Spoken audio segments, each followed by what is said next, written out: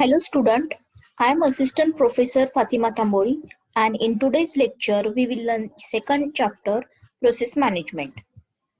So in this chapter we will learn the concept of the process, then how the processes are scheduled in the CPU, then operations on the processes, inter-process communication and the example of the inter-process communication systems. So the objective of this chapter is to introduce the notion of a process, a program in the execution. So what is the process? It is nothing but the program in the execution and which forms the basis of all the computation. And to describe the various features of the processes, it includes the scheduling, then creation and the termination of the process and the communication between the processes. So let us see the basic concept, that is the process concept. An operating system executes the variety of the program. So it can execute the batch system, that is the jobs, and in a time shared system it uses programs or the task. Now in this chapter we will refer the term job and process almost interchangeably. So job, it is nothing but the process. So what is the process? So process is nothing but a program in the execution. So process execution must progress in the sequential fashion. A process includes the program counter, stack, data section. So let us see the multiple parts of the process. So the program code, it is also called as the text section. So program code is stored into the text section. Now the currently active current activity, that including the program counter, process registers. Now stack contains the temporary data. It contains the function parameters, return addresses and the local variables.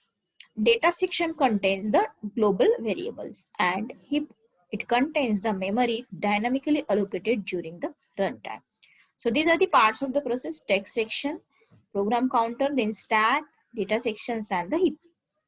Now here program is a passive entity whereas process is an active entity. So program becomes the process when the executable file loaded into the memory.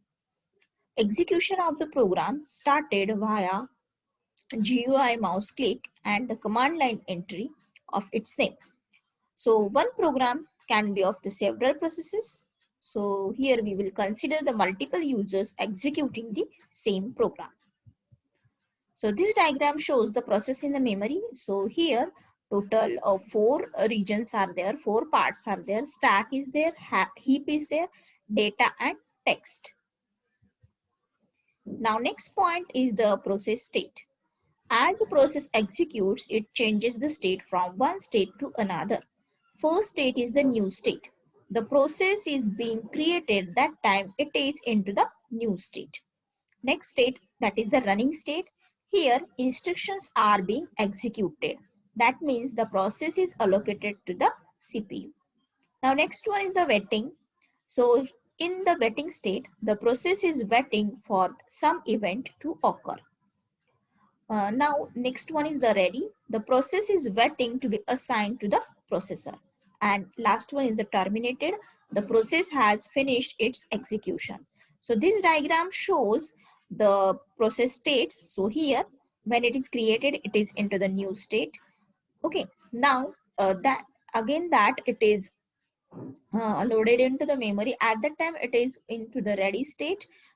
Till now it is not allocated to the CPU. When it is scheduled, then it will dispatch to the CPU. At that time it will be into the running state.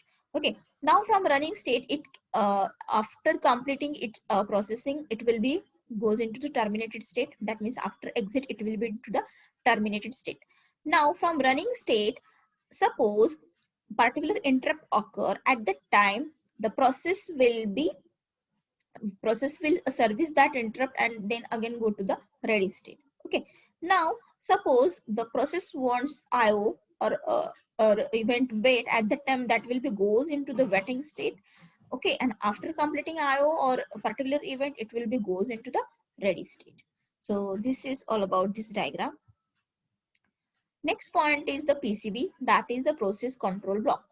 So each and every process has some information and that information is stored into the PCB. So information associated with each process can be the process state, then program counter, then CPU registers, then CPU scheduling information, memory management information, accounting information, and input output status information. So this information will be stored into the process control block. So process state, then the number of the process, each and every process is identified by the unique ID, that is the process number. Then there is a program counter, registers, memory limits, and list of the different open files. Now CPU switch from process to process.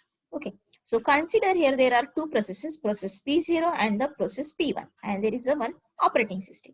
Okay, now currently process P0 is executing, and at this point suppose interrupt or system call occurs. Okay, so what happens here? So at that time, so P0, its its PCB, that is process control block, will be saved.